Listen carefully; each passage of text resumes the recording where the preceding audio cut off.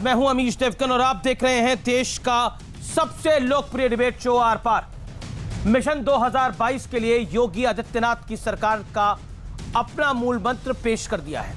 योगी सरकार ने 12 पन्ने की एक बुकलेट जारी की है जिसमें सबसे ऊपर राम लला की तस्वीर है, यानी राम का नाम है। यानी साफ है कि 2022 का चुनाव में राम मंदिर और हिंदुत्व की पूरी छाप रहेगी। इस तस्वीर के नीचे प्रधानमंत्री मोदी और उत्तर प्रदेश के मुख्यमंत्री योगी आदित्यनाथ की तस्वीर है। साथ में नारा दिया गया है, इरादे नेक काम अनेक। लेकिन कुल मिलाकर अगर मैं 12 पन्ने की इस बुकलेट का विश्लेषण करूं तो योगी सरकार 4 मुद्दों पर पूरा जोर लगा रही है।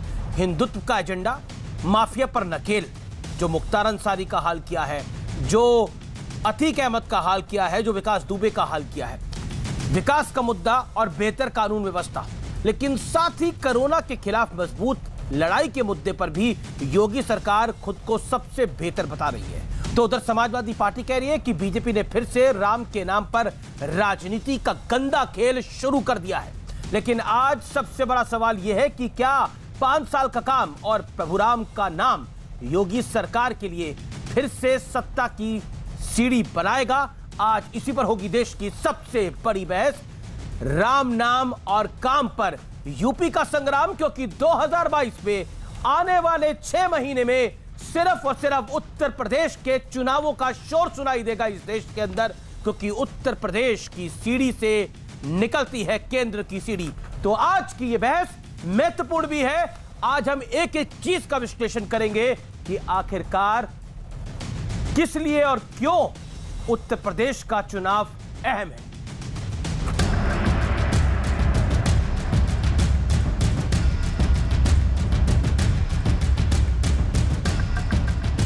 सबसे ऊपर रामलला की तस्वीर, फिर पीएम मोदी और सीएम योगी की फोटो, साथ में इरादे नेक काम अनेक का नारा।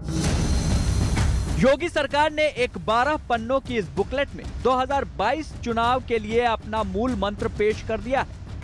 हिंदुत्व का एजेंडा, माफिया पर नकेल, विकास का मुद्दा और बेहतर कानून व्यवस्था के साथ योगी सरकार और भारतीय जनता पार्टी चुनावी मैदान में उतरने वाली है। एक तस्वीर बड़ी वायरल हो रही है मुख्तार अंसारी की। अब मैं आप ही से पूछ लेता हूं कितनी सही है, कितनी गलत है। पहली फोटो में तो वो बड़े हट्टे कट्टे दिख रहे हैं, मूछें एकदम तनी हुई हैं, एकदम बाल ठीक है। दूसरी फोटो में दाढ़ी बड़ी हुई है और मूछें उनकी नीचे हैं। तो मतलब अब मुख्तार अंसारी का जेल में ये हाल है, वो सही है बात? मैं फोटो देखता नहीं हूं इस प्रकार के। अरे हम देखेंगे महापुरुषों का, देखेंगे देवी देवताओं का फोटो देखेंगे, वायरल हो रहा है सोशल मीडिया, माफिया का फोटो क्यों देखें? लेकिन जिसके जैसे कृत्य होंगे, जैसी करनी वैसी भरनी। लेकिन बुकलेट पर भगवान राम की तस्वीर को लेकर सियासी जंग छिड़ गई है। भारतीय जनता पार्टी हमेशा भगवान राम के नाम का व्यवसायीकरण, राजनैतिकरण करती है। आशीर्वाद यात्रा वो निकालें, दूसरी कोई यात्रा निकालें। जनता का आशीर्वाद तो बीजेपी के साथ रहा नहीं। मुझे नहीं समझ आता कि समाजवादी पार्टी और कांग्रेस को रामलला की तस्वीर से क्या इतराज है। कांग्रेस भूल जाती है कि सुप्रीम कोर्ट में किसको खड़ा करा था, कपिल सिब्बल को, कि निर्णय ना हो। उन्होंने कहा था निर्णय और थोड़ा लेट कर दिया जाए, ना तो 2019 के चुनाव में वो प्रभाव डालेगा। समाजवादी पार्टी वो है जिसने राम भक्तों पे गोलियां चलाई। 2022 में 2017 से ज्यादा बड़ी जीत हासिल करने के लिए बीजेपी ने चौतरफा मोर्चाबंदी शुरू कर दी है। बीजेपी अध्यक्ष जेपी नड्डा ने मॉनसून सत्र के बाद यूपी में पार्टी के सभी सांसदों को उनके संसदीय क्षेत्र में आशीर्वाद यात्रा निकालने को कहा है। इस दौरान सांसद खुली जीप में घूमकर जनता से संवाद करेंगे। उधर यूपी में किसानों का मुद्दा भी गर्म है। राकेश टिकैत ने दिल्ली मॉडल से लखनऊ को घेरने का ऐलान किया था।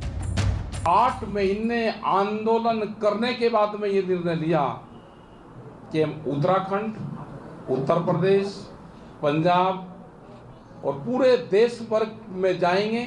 लखनऊ को भी दिल्ली बनाया जाएगा। लखनऊ के भी चारों तरफ के रास्ते जैसे दिल्ली में सील हैं, ऐसे ही सील होंगे। जवाब में यूपी बीजेपी ने एक कार्टून ट्वीट किया। कार्टून में एक शख्स राकेश टिकैत जैसा दिखाई पड़ रहा है, जिसके कंधे पर किसान आंदोलन का भार है। सामने एक शख्स मौजूद है जिस पर बाहुबली लिखा हुआ है। यह शख्स कह रहा है, सुना लखनऊ जा रहे तुम कि मैं पंगा ना लिए भाई, योगी बैठा है, बक्कल तार दिया करे और पोस्टर भी लगवा दिया करे। यानी पंगा मत लेना भाई, योगी बैठा है, बक्कल भी उतार देगा और पोस्टर भी लगवा देगा। लेकिन आज बड़ा सवाल है कि क्या विकास के दावे के साथ राम का नाम यूपी में बीजेपी की जीत का फार्मूला साबित होगा? आज इसी पर होगी सबसे बड़ी बहस। राम नाम और काम पर यूपी का संग्राम।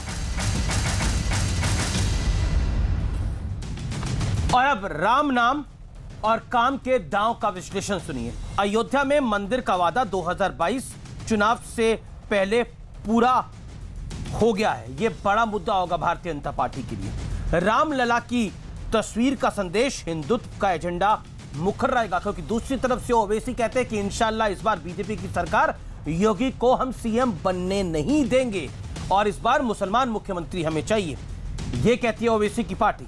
माफिया राज पर प्रहार से आम लोगों में सुरक्षा की भावना बढ़ी है। जिस तरह से माफियाओं पर कार्रवाई हुई है, इसमें कोई दो राय नहीं है। चाहे वो अतीक अहमद हो, चाहे वो मुख्तार अंसारी हो, चाहे आजम खान पे जिस तरह के आरोप है, जिस तरह की कार्रवाई हुई है योगी सरकार के लिए, जैसे विकास दुबे जिसने 8-8, 10-10 पुलिस वालों को जान से मार दिया, उसकी गाड़ी पलट जाती है। हालांकि उस पर बहुत सारे सवाल उठे, लेकिन योगी सरकार की यह बड़ी उपलब्धि रही है। योगी सरकार ऐसा क्लेम करती है कि माफिया पे नियंत्रण, चाहे वो पूरब हो, चाहे वो पश्चिम हो, चाहे वो दक्षिण हो, उत्तर प्रदेश का चाहे वो उत्तरी भाग हो, हर जगह माफिया पे नकेल डाली है, जिससे आप लोगों में सुरक्षा की भावना पनपी है। नहीं तो ये माफिया बहुत तकलीफ देते थे, ये योगी आदित्यनाथ कहते हैं। कोरोना वैक्सीन के मामले में उत्तर प्रदेश देश भर पे टॉप पर है। कोरोना वैक्सीन एक बड़ा मुद्दा रहेगा चुनाव के अंदर, क्योंकि जिस तरह से वैक्सीन को लेकर पॉलिटिक्स हुई, अखिलेश जी ने भी बोला कि वैक्सीन नहीं लगवानी चाहिए, बीजेपी वाली वैक्सीन है। सपा के कुछ सांसदों ने बोला कि देखिए ये जो वैक्सीन है इससे बहुत कुछ दिक्कतें आ सकती हैं।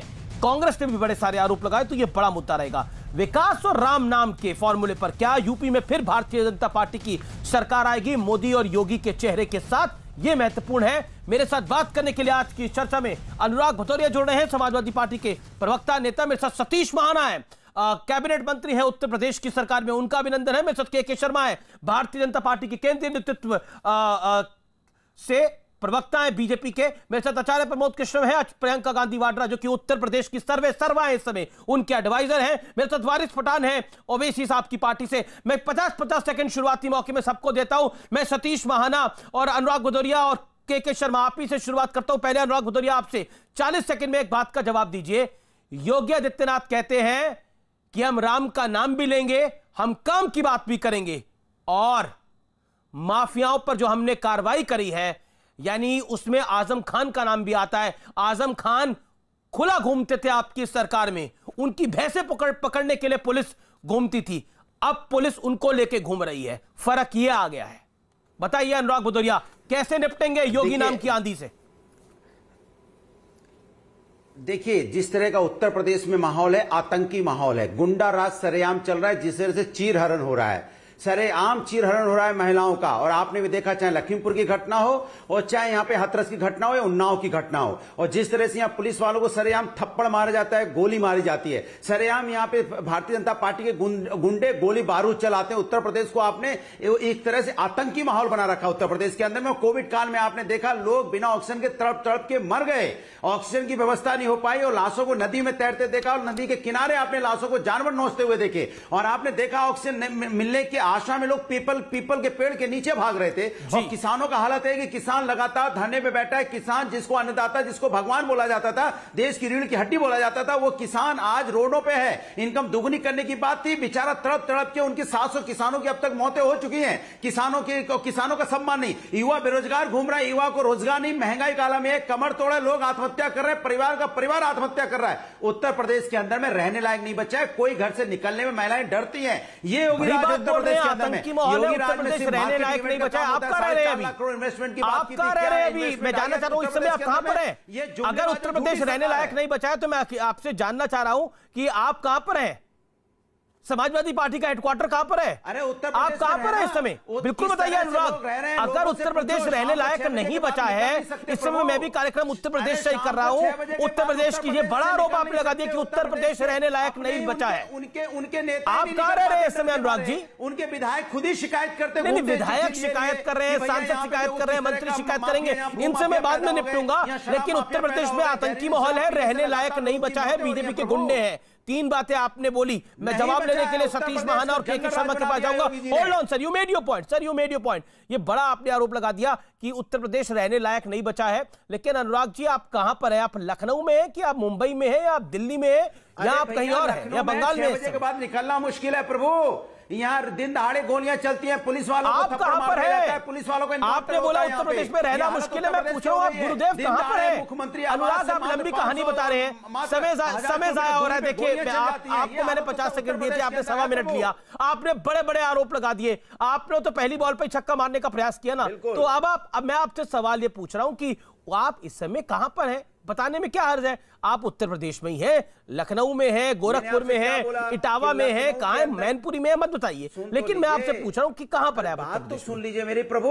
हाँ जी। अरे तो प्रभु बात सुन लीजिए। हाँ बताइए। महिलाओं से जरा पूछ लीजिए आप यूपी में है कि नहीं है? मैं पूछ रहा हूँ, आप डर के मारे निकलते नहीं है। अनुराग भाई, आप तो कौन किसको लूट के भाग जाएगा? अनुराग भाई, मैं आपसे सवाल पूछ रहा हूँ, आप कहां पर हैं? तो यहाँ पे चोरी, मैं नोएडा में हूँ, मैं उत्तर प्रदेश में हूँ, मैं बता रहा हूँ, आप कहां पर है इस समय?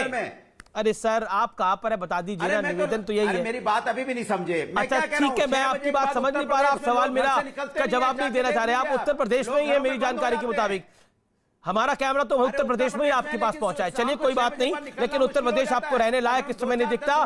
बीजेपी गुंडी पार्टी दिखती है आपको, बीजेपी के गुंडे दिखते हैं, बड़े बड़े आरोप लगाए, आतंकी माहौल है उत्तर प्रदेश के अंदर। सतीश महाना, यह आपने बुकलेट जारी करी है, कांग्रेस की तरफ से भी वार हो रहा है, पलटवार हो रहा है आपकी तरफ से भी। लेकिन सतीश महाना जी, अनुराग भदौरिया जो समाजवादी पार्टी के वरिष्ठ नेता प्रवक्ता हैं, वो कह रहे हैं कि देखिए उत्तर प्रदेश में आतंकी माहौल है और रहने लायक माहौल नहीं बचा है। लेकिन आपकी तो बुकलेट में पढ़ रहा हूं, वो कहती है कि आपने इरादे आपके नेक हैं और काम अनेक हैं।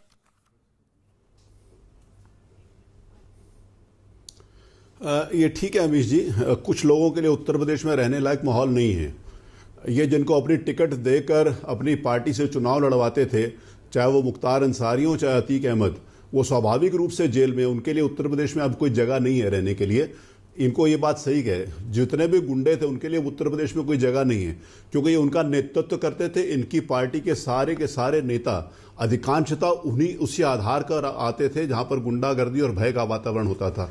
उनके लिए रहने के लिए जगह नहीं है, होनी भी नहीं चाहिए। आज उत्तर प्रदेश में कानून का राज है, हर व्यक्ति खुशहाल है, माताएं बहनें सुरक्षित हैं, किसी भी प्रकार का यहां पर डर नहीं है। योगी जी के राज में ये केवल उत्तर प्रदेश ही नहीं, पूरा देश इस बात को कह रहे हैं कि जिस प्रकार से लॉ एंड ऑर्डर के ऊपर कंट्रोल हमारे माननीय मुख्यमंत्री श्रीमान योगी आदित्यनाथ जी ने किया है, शायद देश में कहीं भी नहीं है।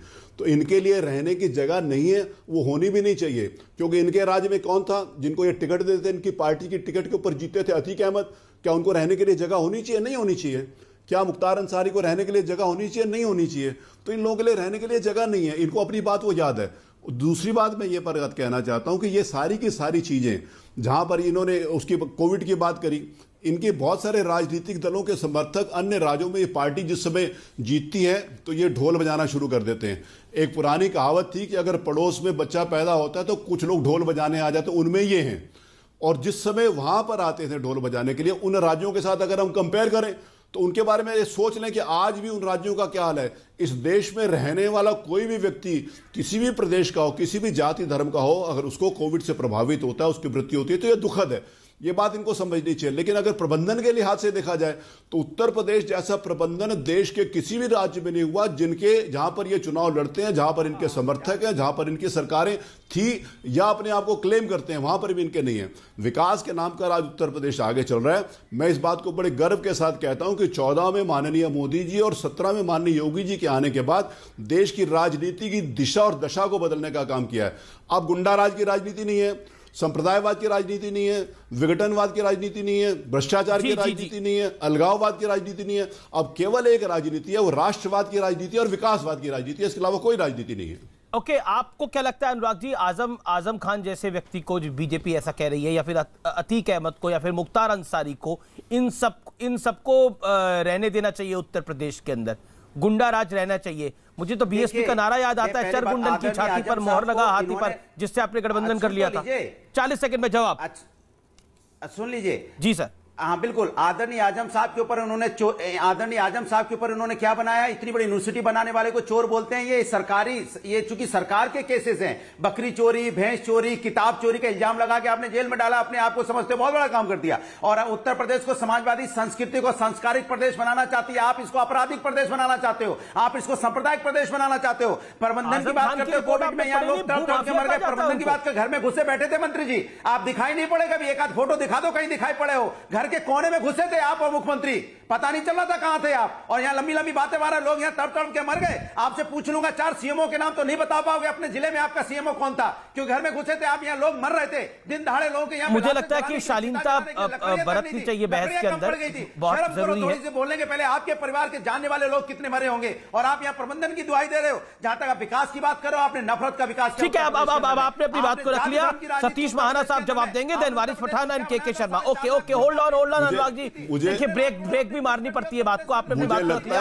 अनुराग जी, आपने अपनी बात को रखा, सतीश जी बोलिए। मुझे ऐसा लगता है कि अनुराग भतौरिया जी का जो स्वभाव है, उस प्रकार की ये डिबेट एक्चुअली जिस समय आते हैं ना, खिसियानी बिल्ली खंबा नोचे, तो किसी भी बात को सही तरीके से कहने के लिए तैयार नहीं है। अब ये मुझे बताएंगे कि मैं घर पे बैठा था कि नहीं बैठा था?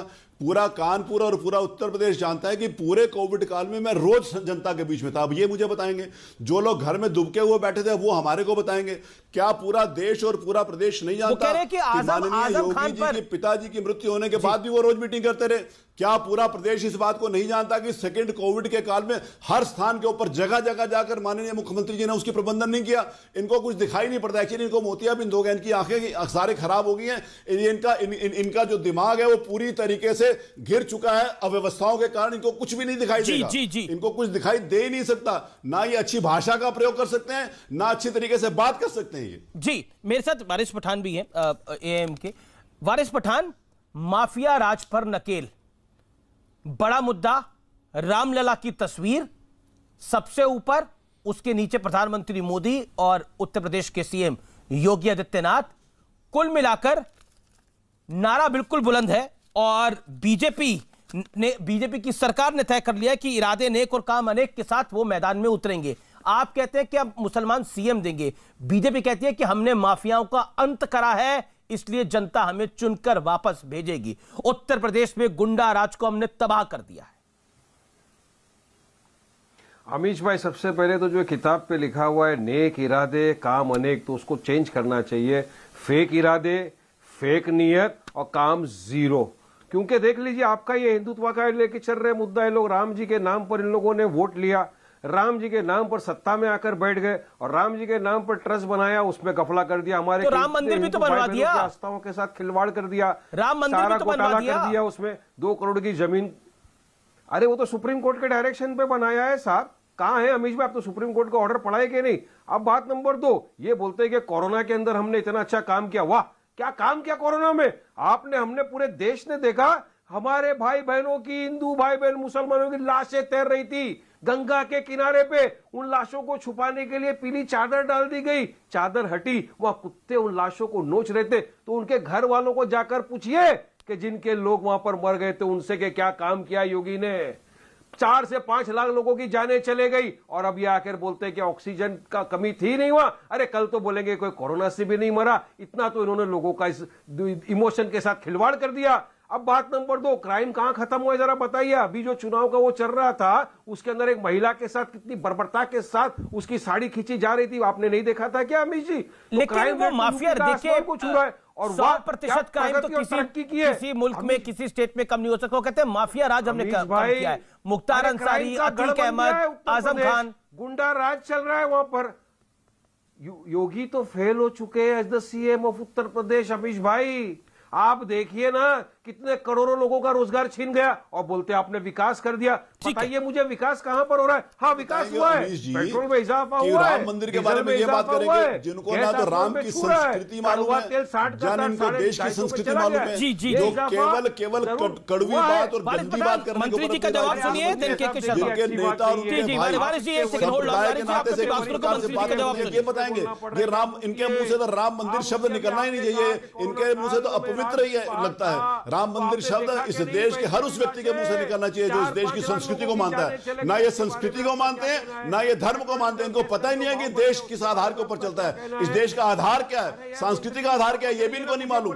ये बात करेंगे, इनको कुछ नहीं पता जी। ये केवल संप्रदाय के नाते से लोगों को भड़काकर गंदा भाषण देके, गंदी जुबान बोलकर, गंदी नीयत के साथ जो कीचड़ और गंदगी के पूरा भरा हुआ हो उस आधार के ऊपर ये बात करते हैं। इनको तो किसी भी प्रकार के किसी डिबेट में लाना ही मेरे को लगता है कि राष्ट्र है। इनको किसी भी प्रकार के कोई बात का जवाब नहीं देना चाहिए। ऐसे लोगों को, ऐसे लोगों को केवल सजा मिलनी चाहिए, राष्ट्रहितों की सजा मिलनी चाहिए, संप्रदायों को भड़काने की सजा मिलनी चाहिए लोगों को। ओके वारिस पठान, मैं आपका रुख करूंगा। वारिस पठान 30 सेकंड में जवाब दें के शर्मा। इन्होंने, आप इसको बोलने नहीं दूंगा मैं, आप नहीं, आप बोलिए। ये क्या मेरी आवाज बंद कराएंगे? अरे उत्तर प्रदेश का आपने क्या कर दिया देखा है? क्या क्राइम बढ़ा दिया है आपने? उन करोड़ों लोगों की नौकरी जो चले गई उसके लिए क्या किया योगी सरकार ने? बताइए। 4 से 5 लाख लोगों की हत्या हो गई, मैं तो हत्या बोलूंगा, जो कोरोना काल में लोगों की हुई, उसके लिए क्या किया योगी ने?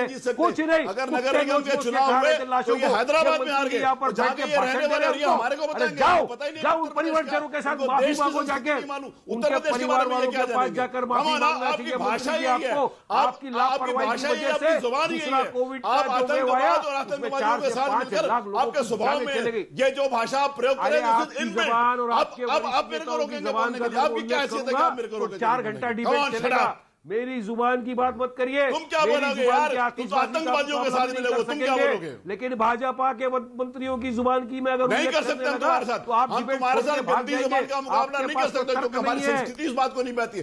तुम गंदी बात बोल सकते हो, तुम्हारे साथ गंदी बात का मुकाबला हम नहीं कर सकते क्योंकि तुम गंदगी में पैदा हुए, तुम गंदी बात बोलोगे। जुबान के बारे में यहाँ पे उल्लेख भी कर दिया तो आप कुर्सी छोड़ के चले जाएंगे। पे बात करिए, वो 4 से 5 लाख जो जिनकी जाने मुझे लगता है कि भाषा की मर्यादा रहनी चाहिए। मंत्री जी मैं आपका रुख कर रहा हूं। के शर्मा मेरे साथ लगातार जुड़े में। के शर्मा, देखिए बहुत बड़े बड़े शब्दों का इस्तेमाल हुआ इस कार्यक्रम के अंदर। आतंक की माहौल हो गया है उत्तर प्रदेश के अंदर, उत्तर प्रदेश रहने के लायक नहीं है, गुंडों वाली पार्टी है भारतीय जनता पार्टी। और आप कहते हैं इरादे नेक हैं और काम अनेक है, लेकिन आपको घेरा जा रहा है इन सब पे, और फर्जी मुकदमे आपने आजम खान पे कर दिए। विषयों का जवाब नहीं, ऐसा है अमित जी, इसका जवाब तो महाना साहब ने बहुत अच्छे ढंग से दे दिया उनको। और जहां तक गुंडा राज्य की बात है तो मैं कहता हूं कि पूरे देश में यदि आप सर्वे करा लें कि इस देश में कोई यदि राजनीतिक दल जिसको गुंडा यानी दल कहा जाता हो, जो गुंडागर्दी के लिए, गुंडा टैक्स के लिए यदि जाना गया और पहचाना गया पिछले कम से कम 3-4 दशकों से, तो वो समाजवादी पार्टी ही हुए। कोई भी इसमें सुबह संकोच नहीं है। तो आप जैसे ही कहेंगे कि राजनीतिक गुंडे, वो समझ जाते हैं कि समाजवादी पार्टी की बात हो रही है। तो इसलिए ये कहना कि कौन गुंडा है, कौन माफिया है, ये सब स्पष्ट है। और इन्होंने बाकायदा अपने कार्यकाल में ये सब चीज करके बताया है कि इस तरह से। और शुरुआत इन्होंने निहत्थे राम सेवकों पर, जो कार सेवक थे उन पर जो गोलियां चलाकर इन्होंने की थी, जिस ढंग से हत्या किया था इन्होंने जो है कार सेवकों का, उससे स्पष्ट था कि किस तरह से एक तुष्टीकरण के लिए ये किस हद तक जा सकते हैं। और इसके साथ ही मैं कहना चाहता हूं अमित जी कि इसको समझने की बहुत आवश्यकता है कि उस समय जब हत्या हुई, जब वो कार सेवकों की, तो ना कांग्रेस, ना बसपा और ना कोई अन्य दल जो उसकी निंदा किया हो, सब मुंह बंद करके बैठे थे, सब मुंह बंद करके बैठे थे। और यही सपा और बसपा ये नारे लगाते थे उस समय कि मिले मुलायम काशी राम, हवा में उड़ गए जय श्री राम। ये नारे लगते थे उस समय उस चुनाव में। तो जो भगवान श्री राम को हवा में उड़ाने की बात कर रहे थे, आज वो बसपा जाकर अयोध्या में मंदिर के सामने एड़ी रगड़ रहे हैं, अपनी पश्चाताप कर रहे हैं। और वो दिन दूर नहीं कि यही काम ये सपा भी कर रहे हैं। अब परशुराम जी की मूर्ति लगाने चले हैं क्योंकि राम जी के प्रति श्रद्धा नहीं, परशुराम जी जो उनके भक्त हैं उनकी मूर्ति लगा के। तो ये जो पाखंड है इन लोग का, ये साफ स्पष्ट है। इससे स्पष्ट है कि ये इस चुनाव में इनके पास कोई मुद्दे नहीं है, हमारे विरोध के लिए भी कोई मुद्दे नहीं है इनके पास। ये सिवाय वहां पर जैसे वारिस पठान वहां पर मुसलमान मुख्यमंत्री बनाने की बात कर रहे हैं, मुसलमान मुख्यमंत्री बनाने की वहां अपील करके तुष्टीकरण कर रहे हैं, ध्रुवीकरण कर रहे हैं। यही काम वहां सपा और बसपा भी करने जा रही है। तो इससे स्पष्ट है, हमारी स्थिति स्पष्ट है। वहां जो है सुनिश्चित है। एक बात कह के अपनी बात समाप्त कर दूं, मात्र एक बात कह के अमिश जी, अभी वो इनके वारिस पठान जी ने कहा, आज स्पष्ट किया कि नहीं वो मंदिर तो सुप्रीम कोर्ट के आदेश पे बनना है। तो ओवैसी साहब सुप्रीम कोर्ट के आदेश, सुप्रीम कोर्ट के निर्णय का विरोध करते हुए इस मंदिर निर्माण जब निर्णय है उसका विरोध क्यों किया उन्होंने? आज भी वो विरोध करते हैं, लेकिन आज भी वो विरोध करते हैं। वो कहते हैं कि इस पर आस्था के आधार पर निर्णय हुआ। तो ठीक है, आचार्य प्रमोद कृष्ण, देखिए मुझे चर्चा को आगे बढ़ाने दीजिए। आचार्य जी देखिए, मैं आपके पास सबसे आखिर में आ रहा हूं और आप समझ रहे हैं कि कांग्रेस की पॉलिटिकल हैसियत जो है वो उत्तर प्रदेश में उतनी बेहतर नहीं है, ये बात स्पष्ट है। अगर आपको बुरी लगे बात, भली लगे, ये फैक्ट है, this is a hard fact. Acharya Pramod Krishnam कोई मुसलमान सीएम की बात कर रहा है, बीजेपी मिशन 2022 में इरादे नेक काम अनेक के माध्यम से उतर रही है, समाजवादी पार्टी अपने तरीके से काम कर रही है। बीजेपी तो कह रही है हमने माफियाओं पे भी वार किया, समाजवादी पार्टी कह रही है कि हम अब की बार 22 में बाईसाइकिल, बीएसपी अपने तरीके से काम कर रही है। मैं ये जानना चाह रहा हूं इस पूरे चुनाव के अंदर कांग्रेस पार्टी की कहानी कहां अटकी पड़ी है, क्योंकि चल तो रही है गाड़ी ये। देखिए अमीश देवगन, एक तो बीजेपी ने जो ये बुकलेट जारी की है इस पे मर्यादा पुरुषोत्तम भगवान श्री राम का चित्र लगाया है। तो भगवान श्री राम हमारी आस्था के केंद्र हैं, हमारी श्रद्धा, हमारे विश्वास और हमारे सनातन धर्म की बुनियाद हैं, आधार हैं। भगवान श्री राम को किसी एक राजनीतिक पार्टी का नहीं कहा जा सकता है, ना किसी एक राज्य का कहा जा सकता है, ना किसी एक जाति का, ना किसी एक वर्ग का, ना किसी एक देश का। अखिल कोट ब्रह्मांड नायक हैं भगवान श्री राम। तो उनको भाजपा ने अपने इस बुकलेट में जो वोट मांगने के लिए इस्तेमाल किया, तो मैं भारतीय जनता पार्टी से बड़ी विनम्रता से पूछना चाहता हूं कि भारतीय जनता पार्टी की सदस्यता भगवान श्री राम ने ग्रहण की, या वो कब आए थे भाजपा के दफ्तर? भगवान श्री राम खुद आए थे सदस्यता ग्रहण करने, या भाजपा का कोई नेता वैकुंठ लोक गया था उनसे सहमति लेने? भगवान श्री राम सिर्फ भाजपा के हैं, ये दिखाने का प्रयास जो भारतीय जनता पार्टी कर रही है, ये भगवान श्री राम की मर्यादा से भी खिलवाड़ कर रही है, हमारी आस्था से खिलवाड़ कर रही है, सनातन धर्म से खिलवाड़ कर रही है, हमारी परंपराओं से खिलवाड़ कर रही है और भारत के संविधान से भी खिलवाड़ कर रही है। ये बड़ा गंभीर विषय है, ये इसको हल्के में नहीं लिया जाना चाहिए। इसको वारिस पठान समझे ना समझे, इसको मैं समझ रहा हूँ और मैं ये सवाल भारतीय जनता पार्टी के आदरणीय प्रवक्ता से करना चाहता हूँ। वो वरिष्ठ हैं, कैबिनेट मिनिस्टर हैं, बड़े वरिष्ठ नेता हैं, वो इस बात का जवाब दें। क्या भगवान श्री राम सिर्फ भाजपा के हैं? मैं उन्हीं से पूछना चाहूंगा, मेरा पहला सवाल है। दूसरी बात, आपने कहा है इरादे नेक, पहले इसका जवाब ले लेते हैं फिर अगले पर आते हैं। आचार्य प्रमोद कृष्ण जी, पहले इसका जवाब ले लेते हैं सतीश जी से, फिर अगले पर आते हैं। सतीश जी जवाब, आपको भी काम पे पूरा भरोसा नहीं है इसलिए राम का नाम आपको आगे करना पड़ रहा है? सतीश जी मेरे को ये सवाल है। बहुत अच्छा लगा कि कांग्रेस के एक लीडर से भगवान मर्यादा पुरुषोत्तम भगवान राम के शब्द अच्छे लगे मुझे सुनकर।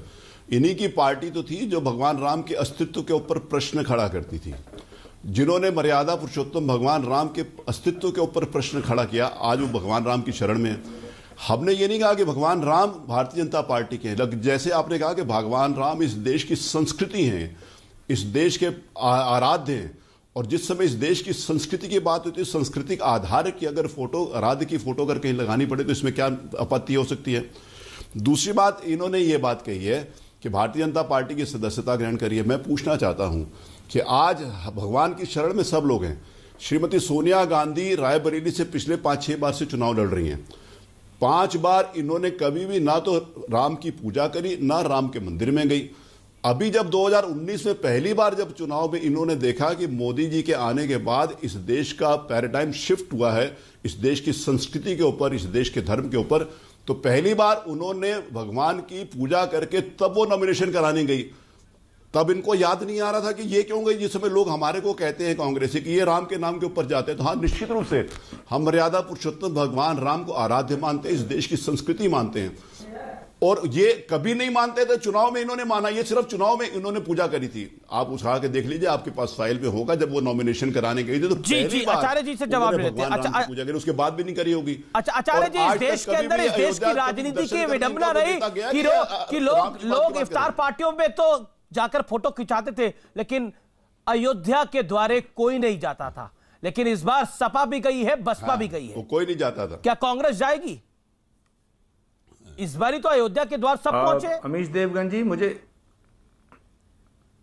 देवगन, मुझे सतीश महाना जी से एक सारगर्भित उत्तर की अपेक्षा थी जो उन्होंने नहीं दिया। उन्होंने इधर उधर की बात की। पहली बात ये कहा उन्होंने कि कांग्रेस पार्टी ने भगवान राम के अस्तित्व को नकार दिया। पहली बात यह है कि कांग्रेस पार्टी के किसी भी नेता का ये बयान आज तक पब्लिक डोमेन में अगर सतीश महाना जी के पास हो, जिन्होंने ये कहा हो कि भगवान राम का अस्तित्व नहीं है, मुझे वो दिखाएं। दूसरी बात, भगवान राम का अस्तित्व को ना मिटाने का कोई हिम्मत रखता है, ना किसी की हैसियत है।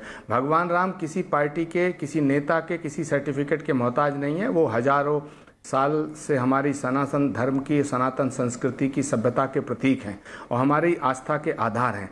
दूसरी बात, मेरा सवाल ये था सतीश महाना जी, ये बहुत ही बड़ा राष्ट्रीय चैनल है, ये बड़ी बहस है अमीश देवगन की। मैं आपसे सीधा पूछना चाहता हूं कि भगवान श्री राम आपके अकेले बीजेपी पार्टी का अधिकार है क्या भगवान श्री राम पे? और अगर आपको भगवान श्री राम की शरण पर जाकर भगवान श्री राम के नाम पर वोट मांगना है, तो इस पार्टी का नाम भारतीय जनता पार्टी की जगह रामलीला पार्टी रख दीजिएगा और कहिए कि हमने काम नहीं किया, हम काम नहीं कर सकते हैं, हम जो वादे करें उसको पूरा नहीं कर सकते हैं, हम भगवान श्री राम की शरण में हैं इसलिए हमें वोट दे दो। आप कहिए, ये दोहरा चरित्र आप क्यों अपनाना चाहते हैं? मेरा सवाल सीधा ये है, आपने 4.5 साल में अगर काम किया है तो काम के नाम पर वोट मांगिएगा। मैं सीधा जवाब देता हूं आपको।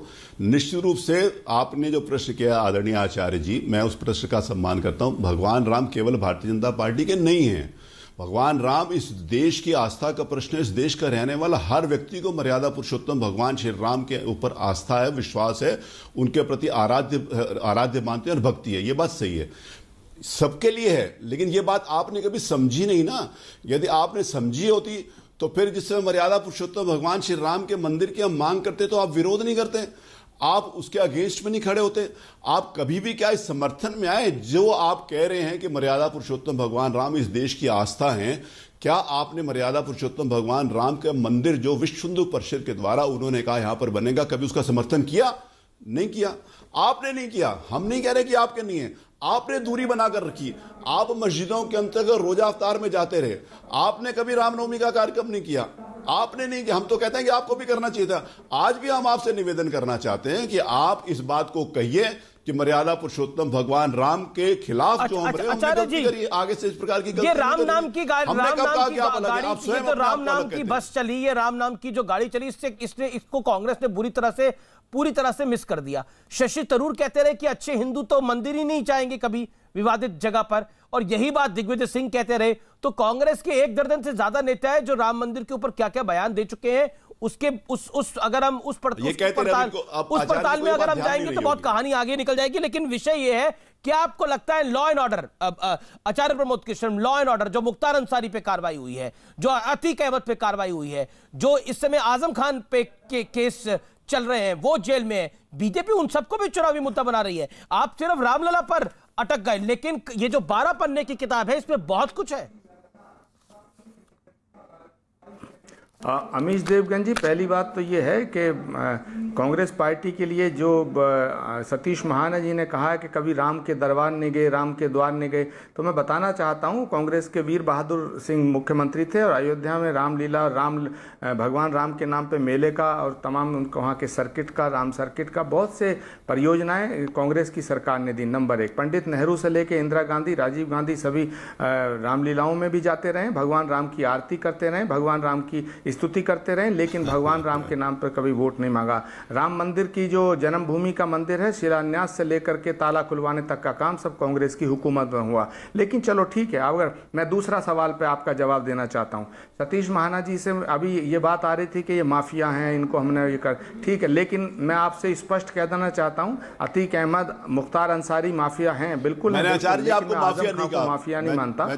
आजम नहीं, हाँ ओके, मैं कह रहा हूँ, लेकिन मैं पूछना चाहता हूँ सतीश जी से, वरिष्ठ नेता हैं और बहुत ही कद्दावर मिनिस्टर हैं, कई बार विधानसभा के चुनाव जीते हैं, क्या खुशी दुबे माफिया है जो ब्याह के गई थी? 3 दिन पहले जिस ससुराल में गई उसके पति का इनकाउंटर हुआ, हो सकता है उसका पति अमर दुबे किसी आपराधिक गतिविधि में लिप्त हो, उसका इनकाउंटर हो गया। उसका इनकाउंटर सही हुआ या गलत हुआ ये कोर्ट डिसाइड करेगा, लेकिन क्या उस लड़की का दोष था जो 3 दिन पहले ससुराल में आई और उसको 1 साल से आपने जेल में डाल रखा? वो कौन सी माफिया है?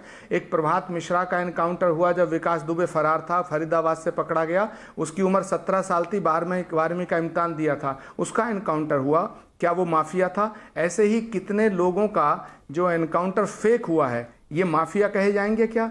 तीसरा सवाल आप इसका जवाब दें कि अगर आपको अपने काम पर भरोसा है तो क्या आप इस सच्चाई को नकार सकते हैं कि कोरोना में हम वाकई फेल हुए, ऑक्सीजन के बिना मौतें हुई, बेड के बिना मौतें हुई, लोग तड़पते रहे, ये फेलियर नहीं है। मैं इस बात पे ये कतई नहीं, देखिए मैं 10 सेकंड एक मिनट, बहुत इंपॉर्टेंट पॉइंट है अमीश देवगन, बहुत इंपॉर्टेंट पॉइंट है। मैं ये कहना चाहता हूं, मैं सतीश महाना जी को ये कहना नहीं चाहता कि वो घर में सो रहे थे, मैं जानता हूं सतीश महाना जी ने अपने सामर्थ्य के अनुसार से काम किया होगा। मैं इसकी तारीफ भी करता हूं कि योगी आदित्यनाथ जी के पिताजी का निधन हुआ लेकिन वो वहां नहीं गए। मैं इसकी भी प्रशंसा करना चाहता हूं कि योगी जी कोविड में रहते हुए भी उन्होंने अपने दायित्वों का निर्वहन किया। लेकिन क्या इस सच्चाई से, आप साफ दिल से कहिए, क्या आप इस सच्चाई से नजर चुरा सकते हैं, मुंह मोड़ सकते हैं कि लोग तड़प तड़प के मरे, गंगा के अंदर लाशें तैरी, गंगा के अंदर और तमाम नदियों में लाशें तैरती दिखाई दी, उनके तटों पर तमाम लाशें बिखरी पड़ी हुई थी?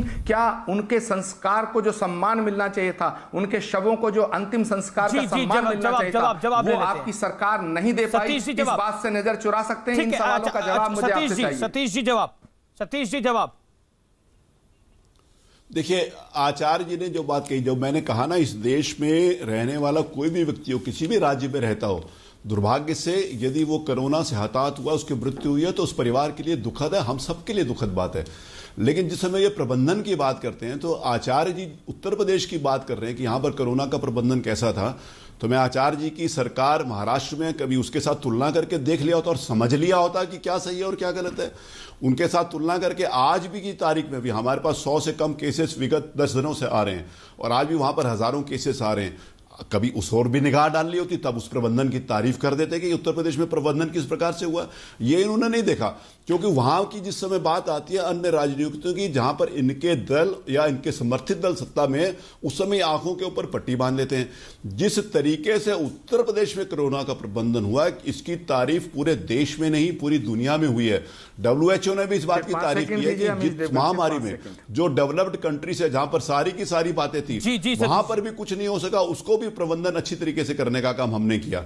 तो ये आचार्य जी कहें कि उत्तर प्रदेश में दुर्भाग्य से जो लोग राजनीति करते रहे, वैक्सीन के ऊपर जो राजनीति करते रहे, मृत्यु के ऊपर जो राजनीति करते रहे, सतीश जी मैं आपका रुख करूंगा। सतीश जी, अनुराग भदौरिया वो आज इस बात की बात करते हैं। जी अनुराग देखिए, मुझे लगता है कि एक बात तो स्पष्ट है कि योगी आदित्यनाथ की सरकार जो है, बीजेपी जो है, जो उन्होंने माफिया के खिलाफ कार्रवाई करी उसको बढ़ चढ़ के बोलेगी। और आजम खान आपकी पार्टी से आते हैं, आपको उनके लिए सिंपैथी हो सकती है, लेकिन सिर्फ उन पर भैंस चोरी का या किताबें चोरी का आरोप नहीं है, आरोप भू माफिया का भी है। तो वो भी बड़े गंभीर आरोप है और अदालतों से उनको अभी तक बेल नहीं मिली है। 80 से ज्यादा केस है उनके ऊपर। क्या आपको लगता नहीं है कि कहीं ना कहीं जो आप गुंडागर्दी की बात करते हैं, बीजेपी तो स्पष्ट रूप से ये कहती है कि गुंडों वाली पार्टी आप है, आप कहते हैं गुंडों वाली पार्टी बीजेपी है। अच्छा देखिए जहां तक आदरणीय आजम साहब का बात है, यहां मंत्री जी बैठे वो भी जानते हैं कि जब सरकार बदलती है तो किस तरह के केसेस लगाए जाते हैं। कोई 302 उनके ऊपर नहीं है, ना 307 है। वो जबरदस्ती वाले केसेस, बकरी चोरी, भैंस चोरी, ये जमीन कब्जा कर ली, कमाल की बात, इतनी बड़ी यूनिवर्सिटी बनाई, जमीन लेना ठीक है, आपने उनको जेल में डाल दिया। चूंकि आप मार्केटिंग, सुन तो मैं अपनी बात कर लूं ना, अरे केसेस लगाना अमीश जी सरकार के हाथ में होता है। हमें कितनी बार जेल भेज दी, तो मैं माफिया हूं क्या? मुझे जेल भेजा कि नहीं भेजा? मैं माफिया नजर आता हूं क्या? सतीश महाना जी और हमारे सामने खड़े हो जाए, उनकी एजुकेशन, मेरी एजुकेशन देख लीजिए।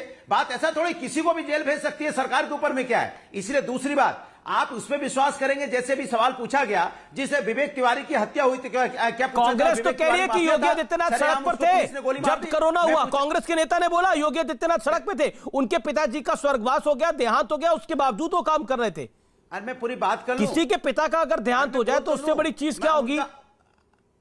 अरे मैं बात कर लूं अपनी, उत्तर प्रदेश के अंदर में कोरोना में लोगों की तड़प तड़प की मौतें हुई हैं, और ये कहते हैं कि ऑस्ट्रेलिया के सांसद ने तारीफ की। महाना जी, आपके विधायक, आपके सांसद धरना दे रहे थे, कह रहे थे कि यहाँ ऑक्सीजन नहीं, लोगों की मौतें हो रही हैं। ऑस्ट्रेलिया वाला जानेगा सीतापुर कहाँ है, या बाराबंकी कहाँ है, या लखीमपुर कहाँ है, जौनपुर, आजमगढ़, मऊ कहाँ पे है? नहीं, ऑस्ट्रेलिया का संसद तारीफ कर रहा था और आपके खुद के बीजेपी के विधायक संसद बुराई कर रहे थे कि यहाँ पे लोगों की मौतें हो रही है। जवाब, आजम खान पर आपने फर्जी केस कर रखे हैं। मैं बात पूरी कर लूं, सतीश जी, मैं आपका रुख करूंगा, पहले के जी आजम खान पर आपने फर्जी केस कर रखे हैं। जवाब नहीं, अपनी बात पूरी नहीं हुई अमीर जी, नहीं ऐसा है, 5 सेकंड। अच्छा ले लीजिए, अनुराग को 5 सेकंड दे दीजिए, के मेरा निवेदन है, अनुराग को 10 सेकंड दे दीजिए, 5 सेकंड ले रख लीजिए। और बताइए, आपने देखा कभी ऐसी सरकार देखी जो लाशें छिपाने के लिए कफन चोरी कर रही हो? ये कफन चोर है, ये इनकी मानसिकता कैसी होगी जो लाशों को छिपाने के लिए कफन चोरी कर रहे थे? ठीक है, जवाब ले लेते हैं। बोला है जिन्होंने पूरे नहीं किए वादे। ओके, के जी जवाब। Okay sir, you made your point sir. इरादे ने कैसे? अनुराग जी, आपने अपनी बात को रखा, वाणी को विराम दीजिए, मेरा निवेदन स्वीकार करिए, बोलिए। के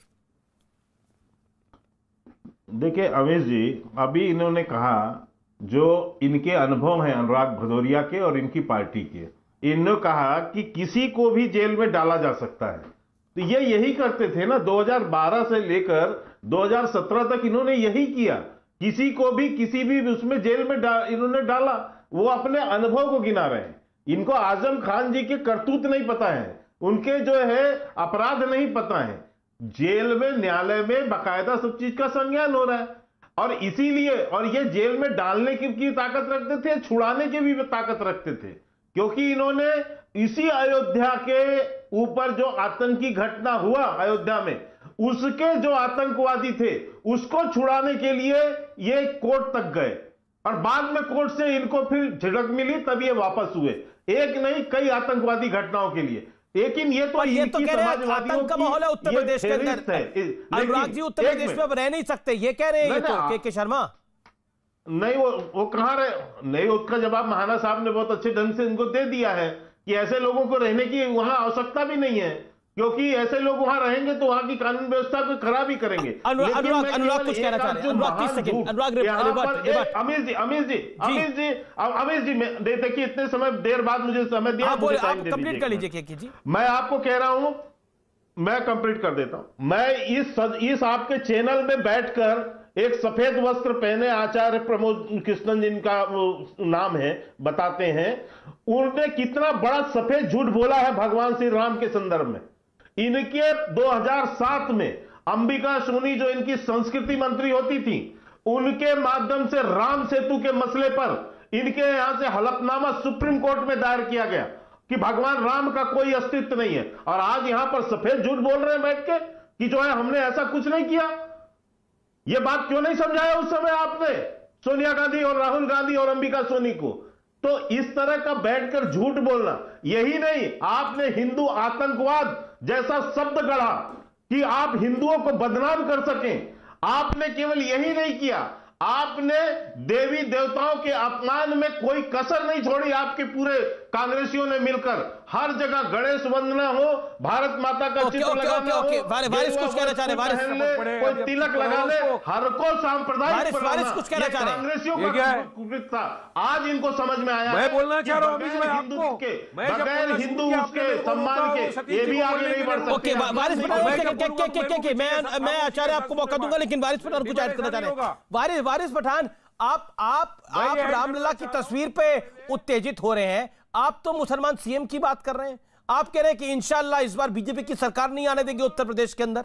मैं उत्तेजित हो रहा हूं इस बात पे लेके कि अमीश देवगन जी आप सबको बोलने का मौका दे रहे हैं, आपका भी अधिकार और जब मैंने बोलना शुरू किया तो आप बीच में टपक पड़े, बोलिए सतीश जी बीच में टपक पड़े। मेरा कार्यक्रम है, तो इस कार्यक्रम में रहूंगा। मिनिस्टर है, ये संविधान की शपथ लेकर मिनिस्टर बने, लेकिन इन्होंने 1 घंटे से आपके चैनल पे बैठकर सिर्फ और सिर्फ सफेद झूठ बोला है और कुछ नहीं किया है। इनको जाके उन तमाम लोगों से माफी मांगनी चाहिए सबसे पहले जिन्होंने अपने परिवारजनों को खोया ये कोरोना काल के अंदर। अब बात नंबर 2, आचार्य जी की मैं बड़ी इज्जत करता था, आज आचार्य जी ने कहा उनके दिल की बात आई गई जुबान के ऊपर दुनिया के सामने कि वारिस और आचार्य जी को स्टार्टिंग से ताला खोलने से लेकर एंड तक शिलान्यास तक कांग्रेस उसमें शामिल रही। तो आचार्य जी क्यों मुसलमानों को बेवकूफ बनाए जा रहे हो इतने सालों से सेक्युलरिज्म के नाम पर? उनके साथ जाते हो, टोपी पहन के ईद बना लेते हो और बाद में इस तरह की आप करते हो। आज आपने कह दिया सब पब्लिक के सामने, अच्छी बात है, पब्लिक जनता जनार्दन है, सबको पता चलना भी चाहिए कि कांग्रेस का असली रूप क्या है। इसलिए मैं तो अमीश भाई हमेशा बोलता हूं ये कांग्रेस और भाजपा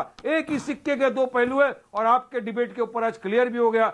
मैं ये नहीं बोला आचार्य जी की मैं इज्जत करता हूं, लेकिन उन्होंने बोल दिया सब बात जो बोलना था। बिल्कुल देश का, यूपी का, माइनॉरिटी, मुसलमान सबने सुना, सबने देखा क्या हो रहा है। अब बात नंबर 3 जो विकास की बात हो रही है, मुझे बताइए। आचार्य जी उस पर बोलना चाहते हैं। वारिस क्योंकि आपने कांग्रेस को बोला विकास आचार्य जी साल में यूपी में, आचार्य जी वारिस पठान ने बोला कांग्रेस जहां मौका मिलता है वहां टोपी डाल लेती है, जहां मौका मिलता है वो बोलती है राम मंदिर का ताला मैंने खुलवाया। जवाब आचार्य जी, वारिस को जवाब। मैं ये तो बोल रहा हूं, मैं यही तो बोल रहा हूं आचार्य जी को। जी बिल्कुल, आपका तो सवाल है उसी का जवाब। आचार्य जी 40 सेकंड दें वारिस पठान आगे। लेकर लास्ट का शिलान्यास तक हमने कर दिया। अरे बोलने तो दो।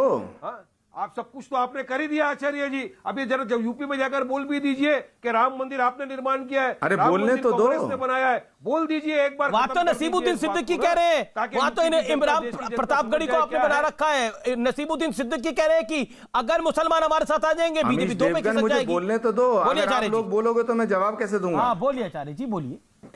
देखिए वारिस पहले तो मैं के शर्मा जी की बात का जवाब देना चाहता हूं। मैं के शर्मा जी को चुनौती देता हूं राष्ट्रीय चैनल पर। मैं राष्ट्रीय चैनल पे चुनौती देता हूं कि कांग्रेस का कोई ऐसा एफिडेविट जिसमें कांग्रेस पार्टी ने ये कहा हो कि राम का अस्तित्व नहीं है, राम का वजूद नहीं है, या राम सेतु का कोई वजूद नहीं है, या हम राम मंदिर के खिलाफ हैं। अगर कोई ऐसा एफिडेविट है के शर्मा जी, तो अमीश देवगन जी अगली डिबेट में इन्हें बुलाइए, या तो ये राजनीति छोड़ें या माफी मांगें, या मैं राजनीति छोड़ूंगा या मैं माफी मांगूंगा। दूसरी बात, वारिस पठान आपसे मैं कहना चाहता हूं कि वोट के लालच में, सत्ता के लालच में, राजनीतिक स्वार्थ में किसका खंडन किए?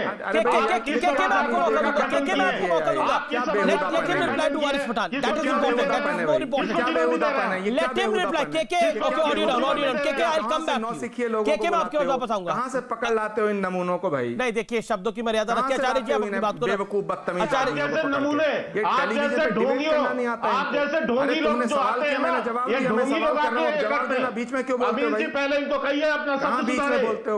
ये जो है दाढ़ी बढ़ा के बैठ के यहाँ पर ना, ये तुम्हारे संस्कार। मुझे लगता है कि शब्दों की मर्यादा हर तरफ से होनी चाहिए। मेरा निवेदन रहता है हमेशा कार्यक्रम के अंदर, मैं हाथ जोड़ के निवेदन करता हूं। ओके के आपकी आप आचार्य जी, आपको भी के शर्मा के लिए इस तरह की शब्दों का इस्तेमाल नहीं करना चाहिए था। के जी आपको भी किसी आचार्य की दाढ़ी पर ये कमेंट नहीं करना चाहिए, मेरा निवेदन है। ओके आचार्य जी, आप अपनी बात को रखिए। वारिस पठान के बारे में आप बोल रहे थे, किस तरह की झूठी बातें फैलाते हो? अमीश देवगन, मैं वारिस पठान से कहना चाहता हूं कि कुर्सी के लालच में, राजनीतिक फायदे और नुकसान के चक्कर में इतिहास नहीं बदला जाता। राम मंदिर का ताला खुला जब तो कांग्रेस की हुकूमत थी, इसमें इतिहास नहीं बदला जाएगा कि किसी को कुछ बुरा लग रहा है, भला लग रहा है। वारिस जवाब। अरे तो आप तो यही बोल रहे हो ना, तो इतने वर्षों से मैं झूठ नहीं बोलना चाहता, यही कहना था कि कांग्रेस ही मेन राम मंदिर के मसले में फसाद की जड़ है। कांग्रेस टाइम में ही ताला खुला, कांग्रेस ने, आपने तो बता दिया, शिलान्यास भी हमने रखा, सब कुछ आपने किया, बिल्कुल अच्छी बात है, करिए।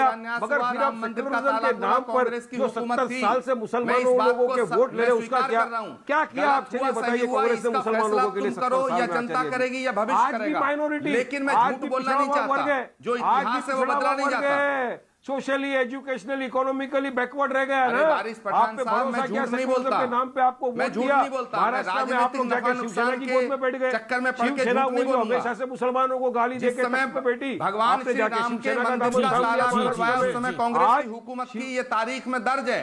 ये इतिहास गवाह है। भारतीय जनता पार्टी उस पर अपना उल्लू सीधा करना चाहती है, उन्होंने उसका फायदा लिया। कांग्रेस पार्टी ने कभी राम के नाम पर तिजारत नहीं की, कांग्रेस पार्टी ने कभी धर्म के नाम पे तिजारत नहीं की, राजनीति नहीं की, सियासत नहीं की, धर्म के नाम पे सियासत।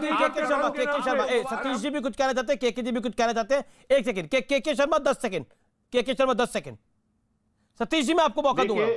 देखिए मैं पुनः एक बात कहना चाहता हूं अमीश जी, हम बकायदा जो है अपने विकास के कार्यों के आधार पर उत्तर प्रदेश के चुनाव में जा रहे हैं, और मैं विश्वास के साथ कह सकता हूं कि उत्तर प्रदेश की जनता अब जातिवाद, परिवारवाद, तुष्टीकरण और भ्रष्टाचार इन सबको किनारे करके ठीक है, ओके सतीश जी, सतीश महाना पुनः सरकार बनेगी और ये सब जो है बाकी सब किनारे उतर लगेंगे।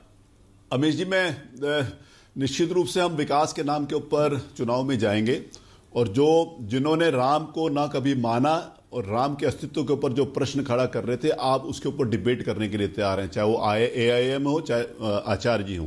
बहुत बहुत शुक्रिया आपका हमारे साथ जुड़ने के लिए। मुझे एक अंतराल लेना होगा, एक ब्रेक के बाद मैं वापस लौट रहा हूं। अब देखते रहिए आर पार।